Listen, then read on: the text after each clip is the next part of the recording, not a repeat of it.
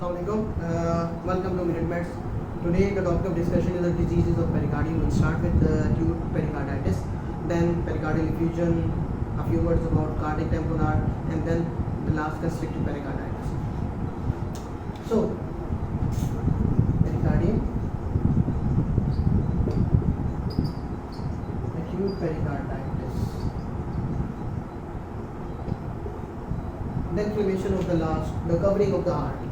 So we know that heart के पास कोई pen के रिसेप्टर्स नहीं है, लेकिन the pericardium has. So it means कि जब भी पेरिकार्डियम की इन्फ्लेमेशन होगी इट वुड बी पेनफुल. तो ये पेन होता वैसे ही है, चेस्ट पेन, लेकिन the difference is it's more sharp.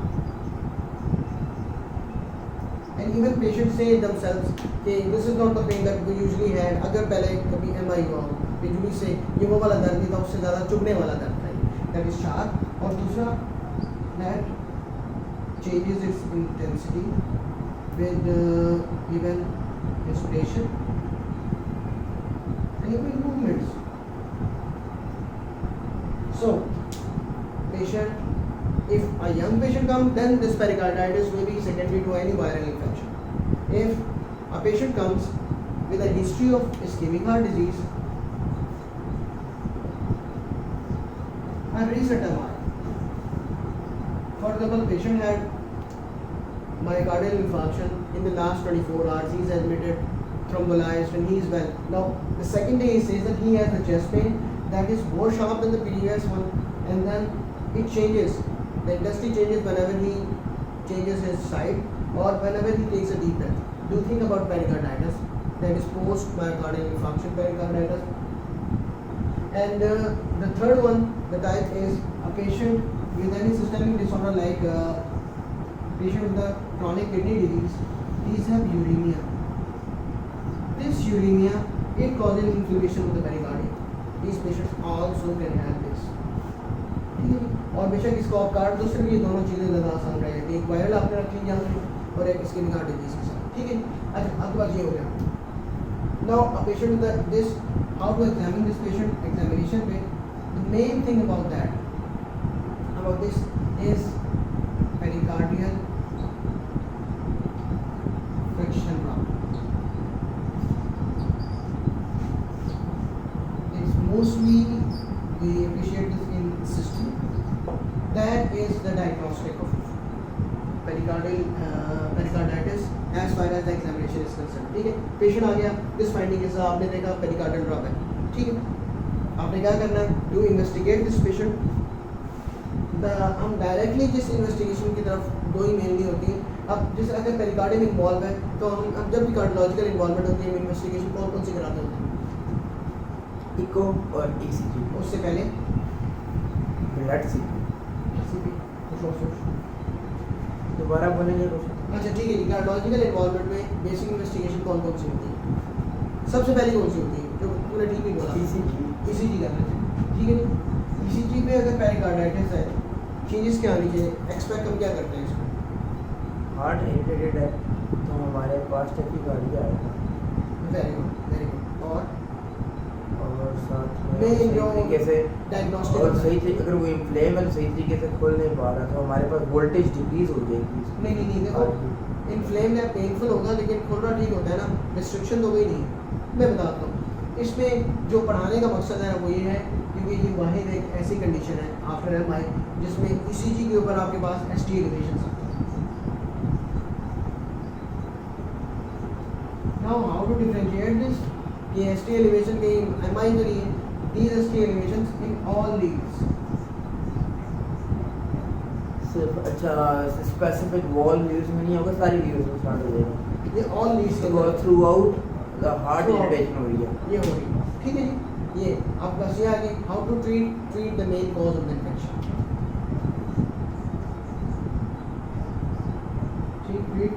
Treat the cause. उसमें पेनिसिलिन दे देंगे जी नहीं. इसमें देखो मेन चीज़ आपके पास क्या है? If this ischaemic heart disease है जिस हमने बात की, हम उसी के लिहाज से बात करते हैं.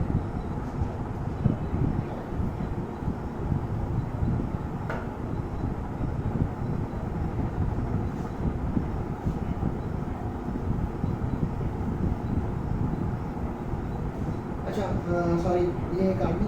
इसी के बाद में असली चीज़ बाद में नहीं रहेगी। ECG में ST elevations in all leads. Next is to confirm this. We echocardiography इसमें pericardial inflammation can be appreciated. Along with that, we can rule out any hypokinesia. Hypokinesia means decrease in the movement of the valves. ये हम क्यों कर रहे हैं? ये इसलिए कर रहे थे कि कहीं ये MI तो नहीं है।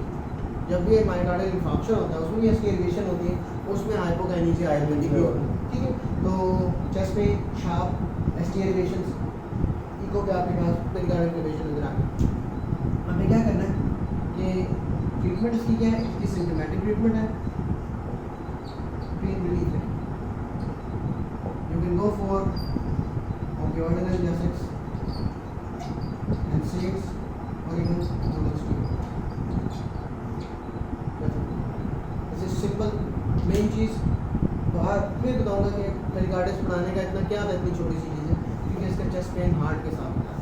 ख़ास तौर पे MI हुआ है पेशेंट को, अगले दिन फिर होता है, तो आपने ये रूल आउट करना होता है कि नया MI हुआ है तो पेरिकार्डाइटिस। ये पेशेंट कार्ड छाट देंगे देर नहीं। चलो छुट्टी के करीब आ रहे हैं, खुशी हो रही है। शाबाश।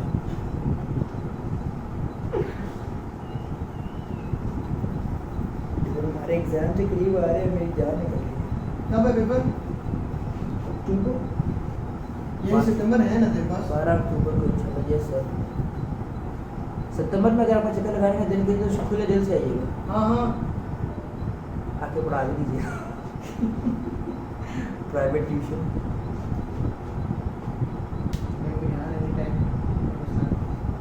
अच्छा, नेक्स्ट थिंग इज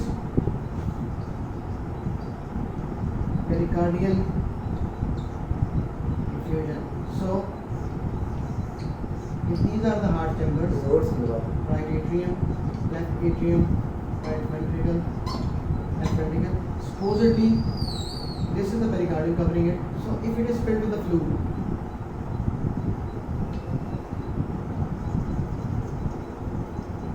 तो अब हम ये बात कर सकते हैं कि हार्ट कैनॉट कॉन्ट्रैक्ट प्रॉपर्ली क्योंकि बाहर से there is some force compressing है। तो ये वाले पेशेंट इसी चीज़ को हम रखें, हमारे पास ये आ सकता है कि कोई ना कोई चेस्ट ऑपरेशन के साथ आते हैं, चेस्ट डिस्कम्फर्ट के साथ आ रहे हैं, तो शॉर्टनेस ऑफ ब्रेथ के साथ हमारे पास आता है। If patient comes with this shortness of breath, chest discomfort, what we expect in clinical examination that on pre-body yards खत्म हो गया।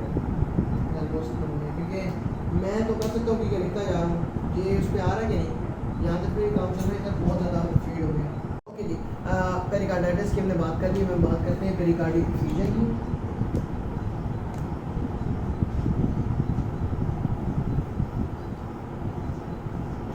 यानी fluid in the pericardial cavity. इसका मतलब है कि the heart during relaxation is not able to relax properly. ठीक, तो इसका क्या मतलब है कि patient usually present with chest operation के साथ डिस्कम्फर्ट होती है, चेस्ट डिस्कम्फर्ट। और यूजली देखिए अगर heart is not able to relax properly, इसका मतलब है कि ब्लड आ ही नहीं रहा, राइट एट्रियम नहीं आ पा रहा। इसका मतलब है जब भी आपके पास राइट हार्ट का फेलियर होता है, जब ब्लड वापस नहीं आ सकता, तो हमारे पास फ्लूइड ओवरलोड जैसे साइंस आते हैं, like raised JVP, pulmonary oedema, like pedal oedema. Pulmonary oedema याद रखिए लेफ्ट हार्ट फेल्स। ठीक है, ये कोई बात नहीं। ठीक, तो आपके पास पेशेंट आपके पास आता है with chest discomfort and examination आप देखते हैं कि the pulse of the patient is more than 100, tachycardia है। आप ब्लड प्रेशर देखते हैं that is less than 90/60, patient is hypotensive। ठीक है, क्यों? मेनली ये बात है, हार्ट ओपन नहीं हो पा रहा, सारा का सारा जब कार्डिक आउट जब आ ही नहीं रहा ब्लड, तो कार्डियक आउटपुट भी कम हो जाती है, तो आपके पास हाइपोटेंशन आ गई। नेक्स्ट आप किस तरफ जाते हैं, आप देखते हैं राइट हार्ट फेलियर के साइंस में JVP, the JVP is raised. आप पेरिकार्डियम ऑस्कल्टेट करते हैं एंड व्हाट यू गेट, अब जरा यहाँ पे सोचने वाली बात होती है, आप नॉर्मली तौर पर पेरिकार्डियम ऑस्कल्टेट करते हैं, यू गेट S1 जो आपके पास and S2 first and second heart sound आता है। लेकिन अगर आपके हार्ट साउंड्स जो आपके जो वैल्व्स हैं जिनकी ओपनिंग क्लोजिंग की वजह से हमारे पास साउंड प्रोड्यूस हो रहा है, उसके आसपास से सारा का सारा फ्लूइड बढ़ा, तो हम ये कह सकते हैं कि वहाँ पे रैप आना शुरू हो गया, वहाँ पे हम ये कह सकते हैं कि दे गेट क्वाइट या हमारे पास मफल्ड हार्ट साउंड आते हैं। तो हार्ट साउंड इस तरह के क्लियर नहीं होते, हमारे पास मफल्ड हार्ट साउंड।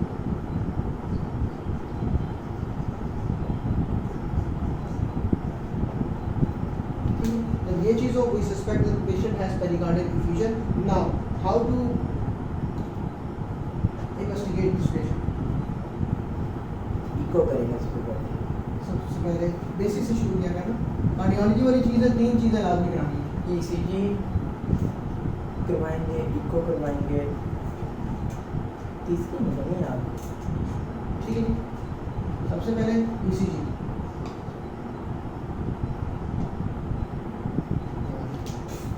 हो जाए यार, घर जाना है।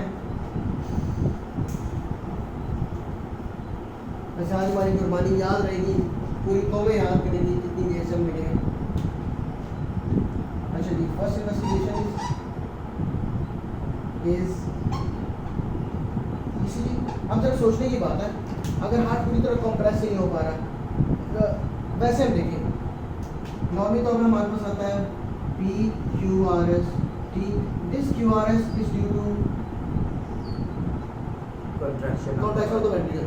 अगर हमारे पास हम ये बात करते हैं कि हार्ट पूरी तरह ओपन ही नहीं हो पा रहा, हार्ट रिलैक्स ही नहीं होता कि उसमें ब्लड आया, फिर वो आपके पास कॉन्ट्रैक्ट ही नहीं हो पा रहा, हम ये कह सकते हैं हमारे पास कॉम्प्लेक्सेस जो हैं वो स्मॉल कॉम्प्लेक्सेस, वोल्टेज छोटी होती है। यस मैं वही पहले बोला था। बिल्कुल, स्मॉल वोल्टेज कॉम्प्लेक्सेस। और एक और चीज़, अब देखिए हार्ट जिस तरह की स्पेस पे पड़ा है, तो 3 डायमेंशनली तौर पे इसके इर्द गिर्द सारा का सारा फ्लूइड है, और इन टू एंड फ्रो मोशन में हार्ट आपका मूव कर रहा होता है। तो आपके पास एक और जो ECG के ऊपर फाइंडिंग आती है, दैट इज इलेक्ट्रिकल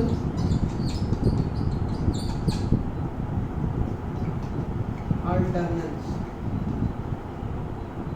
समझाई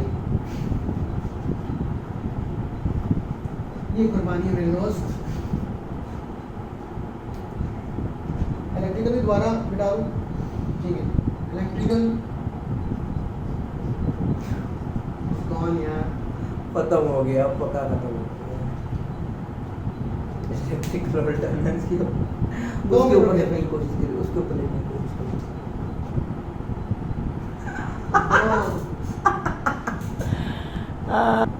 इलेक्ट्रिकल अल्टरनेंस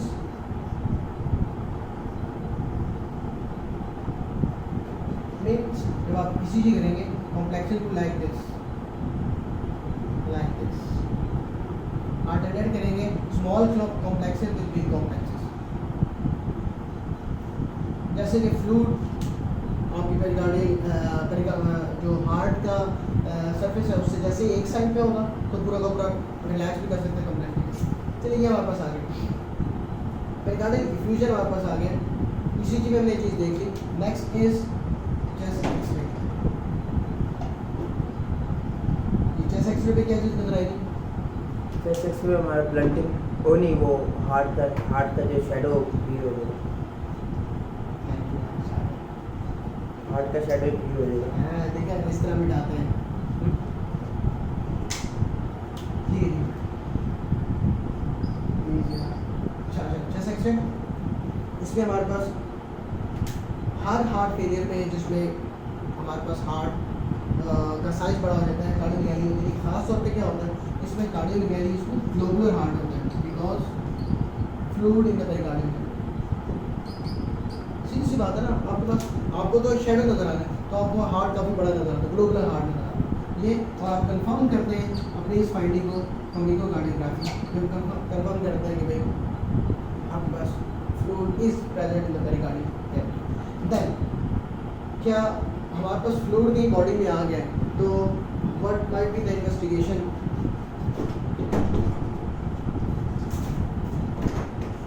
अच्छा ठीक, फ्लूइड हमारे पास पेरिकार्डियल कैविटी में आ गया, कोई और इन्वेस्टिगेशन हो सकती है to reach the diagnosis. Echo okay, इसके अलावा ये सारी की सारी कर ली। वो तो pericardiocentesis. Very good, pericardiocentesis. Next investigation हमारे पास होती है। So these all investigations, these three are to confirm that the patient has pericardial effusion, and then to confirm the type ठीक है cause of effusion. We do what? Pericardiocentesis. ठीक है, ये चीज़ हमारे पास आ गई। देन अकॉर्डिंग टू जो भी हमारे पास कॉज होती है, like if it is tuberculosis we treat that. अगर वो हेमरेजिक है then we have to open have to patch the ventricle that has been ruptured. ठीक है, हमारे पास ये आ गया। अब इसी से रिलेटेड हम एक बात करते हैं कि अगर कोई पेरिकार्डियल इफ्यूजन हमारे पास इस तरह की है, that is a medical emergency. Cardiac tamponade. Cardiac टेम्पोरेंट।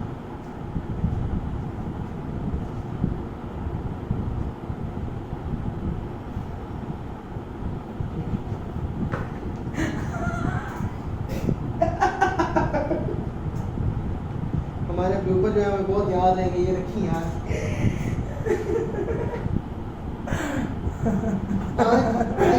Late होना लिखा हुआ है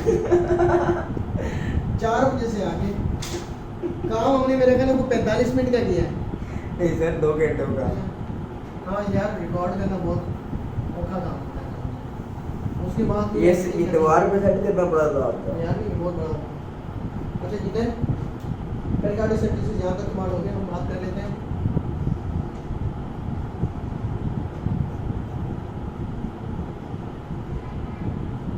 जैसे मैंने उसी के अंदर वो कर दिया है, इसी के अंदर ही ना कर दूँ, बाकी बना के देखने की जरूरत नहीं पड़ी तो हम ऐड कर लेंगे। ठीक है, क्योंकि मैं चाहता आसान हो, वरना टेम्पोरल अलहदा लगता है, पेरिकार्डियल डिफ्यूजन अलहदा लगता है, मैं ट्यूबरकुलोसिस को एक में डालना चाह रहा हूँ। अच्छा, cardiac temporal it's a medical emergency.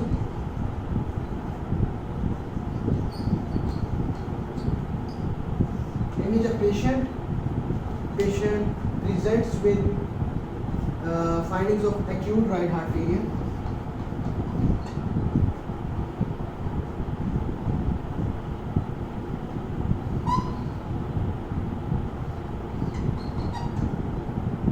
In which patient has chest discomfort. यार आवाज़ ठीक रिकॉर्ड हो रही होगी, ये पंखा चल रहा है, हमने छिका है और आई होगी। ठीक, chest discomfort and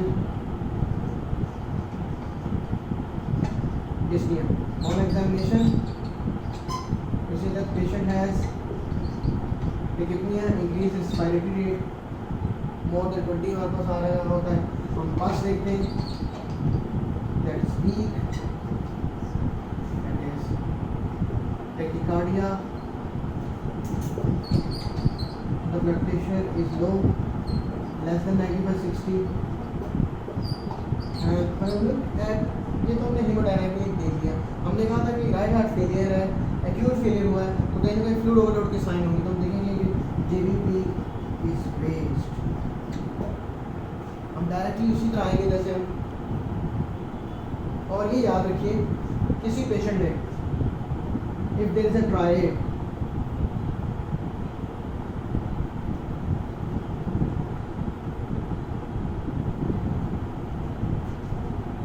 you are suspecting the patient has cardiac tamponade, ठीक है, you check for a peculiar type of pulse called pulsus paradoxus, ठीक है। Actually the paradox word is used because it it's not actually the pulse, it's the blood pressure. With inspiration, the blood pressure it falls down, and with expiration it just rises up. लेकिन यहाँ पे ये चीज़ उल्टी हो रही होती है, inspiration के साथ ब्लड प्रेशर राइज करता है, ठीक है। ये आपके पास एक कंडीशन आती है, और आपके पास एक ट्रायल होता है जिसमें पेशेंट में जो JBP is raised, sorry,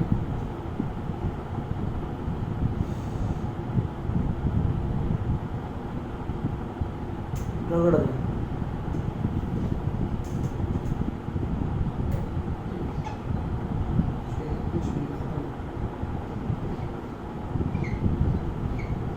patient has hypotension,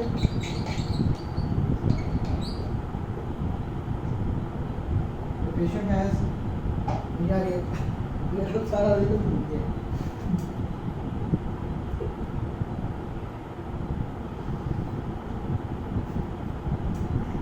ये 5 मिनट की वीडियो थी, 12 मिनट की हो गई है, जस्ट बिकॉज कि हमारा ये चल नहीं रहा। 9 बज गए होंगे, 9:09 हो गए।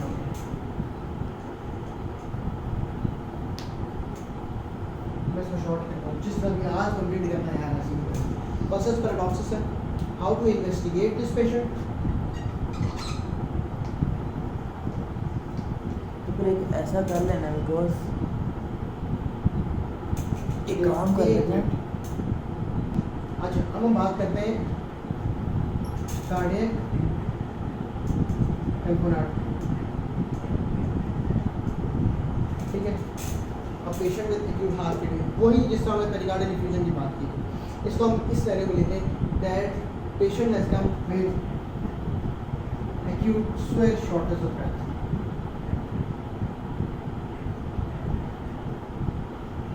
On examination, the respiratory rate is decreased, he is dyspneic, he is tachypneic. जब हम आगे जाके अपने पल्स देखिए, the pulse is feeble, the patient has tachycardia more than 110 beats per minute say, blood pressure is less than 90/60, and pulse has specific character जिसको हम कहते हैं pulses पैराडॉक्सिस। इसका मतलब है whenever नॉर्मली तौर पे जब इंस्पायरेशन हमारी होती है तो बीपी ड्रॉप करता है, एक्सपायरेशन होती है तो बीपी क्या करता है, बीपी राइजेस। लेकिन यहाँ पे बात उल्टी हो रही होती है, क्योंकि हमारे पास राइट हार्ट फेलियर है, सारा का ब्लड यहाँ अक्यूमुलेट हो रहा है, यहाँ पे यहाँ पे। दूसरी पल्सेस पैराडॉक्सिस की खास जो पैराडॉक्स वर्ड यूज होता है वो ये है, बिकॉज हम बात पल्स की कर रहे हैं लेकिन actually we are measuring the blood pressure not the pulse, ठीक है। तो हमारे पास क्या है, एक्सपायरेटरी रेट इंक्रीज है, that is for any dyspnoea. Pulse में पता चल गया टैकी है, हमने देख लिया पल्सेस पैराडॉक्सिस है, and he she is hypertensive, ठीक। नेक्स्ट हम देखते हैं राइट हार्ट फेलियर के साइंस, क्या JBP रेज है? Yes, JBP is raised. और हम जाके रिकॉर्डिंग को ऑसिलेट जब हम करते हैं, we see we get muffled heart sounds. अब now how to investigate this patient? This is a sort of a type of pericardial effusion that is an emergency। तो इसके लिए जो भी pericardial effusion हम क्या इन्वेस्टिगेशन कराते हैं, हम देखते हैं ECG। ECG में हमारे पास क्या चीज़ आएगी? The electrical alternance, small beats alternating by these large complexes, because to and fro motion हो रहा होता है। आपको पूरी रिकॉर्डिंग का आपको स्टैंड नजर आता है। चेस्ट में, चेस्ट एक्सरे में आपको क्या चीज़ नजर आएगी? There will be a globular heart, ठीक है। Echocardiography it confirms your diagnosis. अब बात ही बनती है कि इतना सोए है कि patient this is medical emergency, यहाँ पे क्या वो मेजर किया जा सकता है to save the life of the patient, otherwise the heart will compress. क्या हो सकता है जी? पेरिकार्डियल सिंथेसिस को। यस,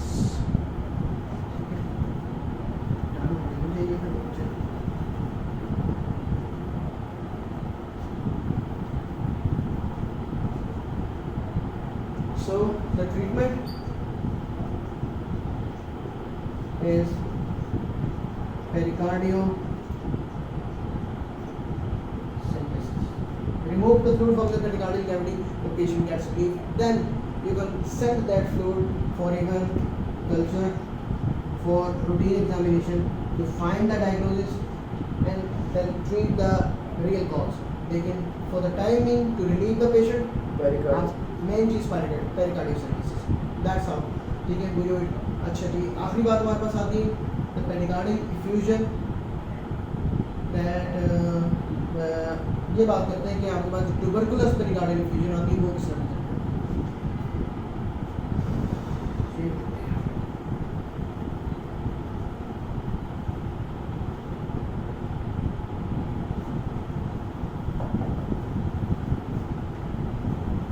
इसमें बहुत ज़्यादा रिपीटिशन है तकरीबन, क्योंकि सारी की सारी एक जैसी चीज़ें, लेकिन इस तरह की चीज़ें एक बार समझ आ जाए तो आसानी हो जाती है.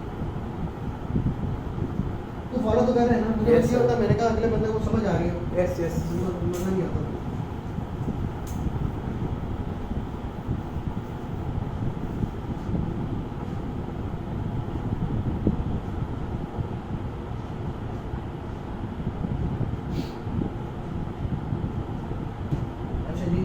Next is tuberculous pericarditis that recurs in the pleural effusion.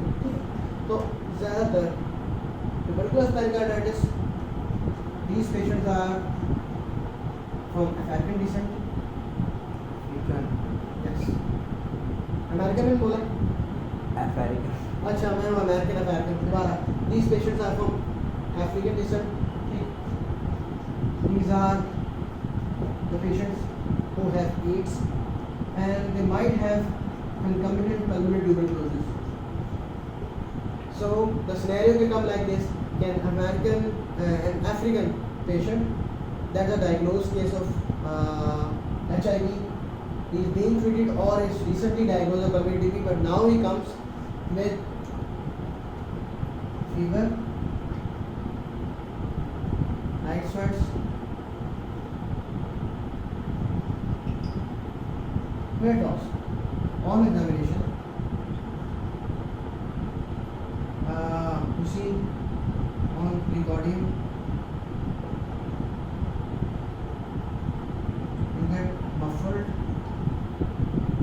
or quiet heart sounds.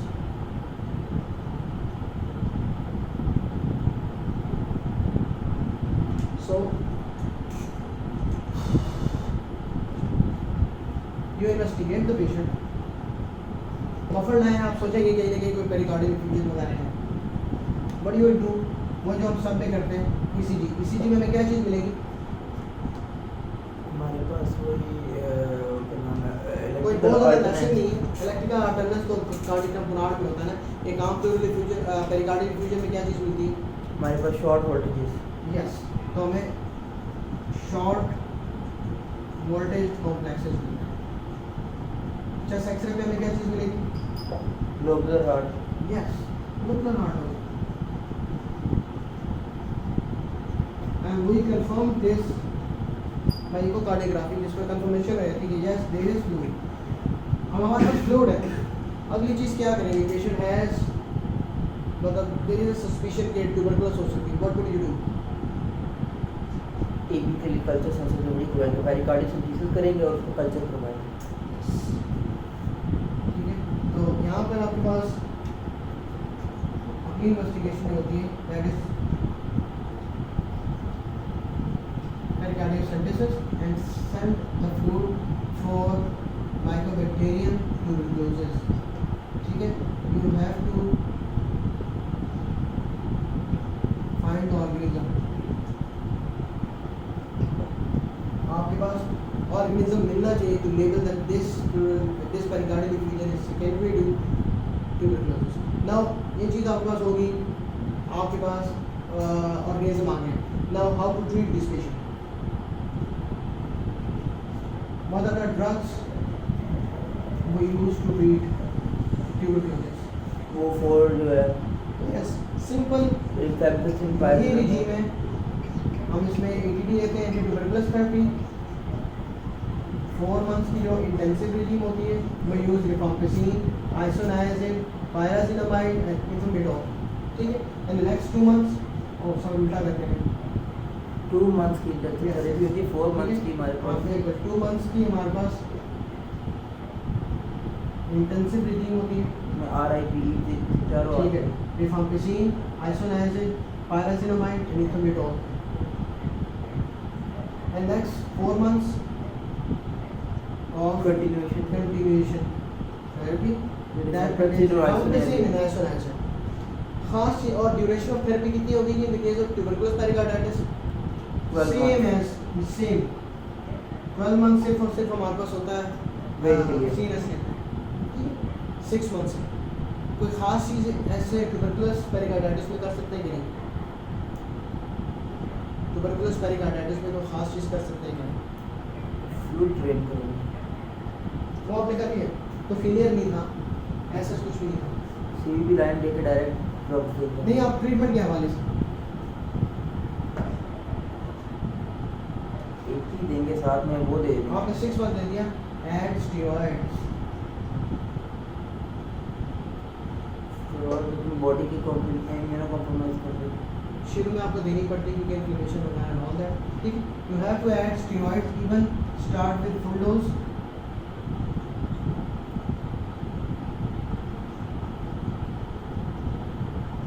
Prednisone then taper, ठीक है। तो steroids for about initial 3 months तक आप रखेंगे, ठीक है। That's all about tuberculous pericarditis. आखिरी जो चीज़ हमारे पास बनती है, तू तो लगता है तुम्हें मेरी तरफ आ रहे हो गया ऐसे। आखिरी हमारे पास कंस्ट्रक्टिव है, 2 बातें सब कुछ मैं सारी इसलिए कर रहा हूँ, उसमें लिंक है। तो सबसे लंबी वाली ये वीडियो नहीं होगी, बहुत लंबी हो गई है।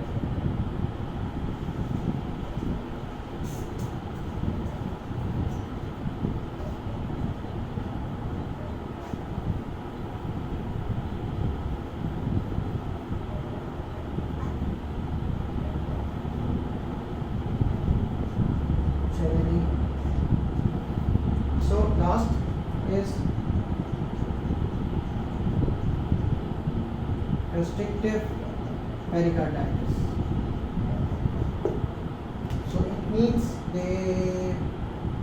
आपके पास पेरिकार्डियम इन्फ्लेम्ड है, लेकिन एक्चुअली ये वो कंडीशन होती है जिसमें कोई प्रीवियस इन्फेक्शन हो चुका होता है, या patient has autoimmune disease. Previous infection like previously patient is treated for tuberculous pericarditis or patient has rheumatoid arthritis। ऐसे पेशेंट में क्या होता है, patient come with the same because this is pericarditis,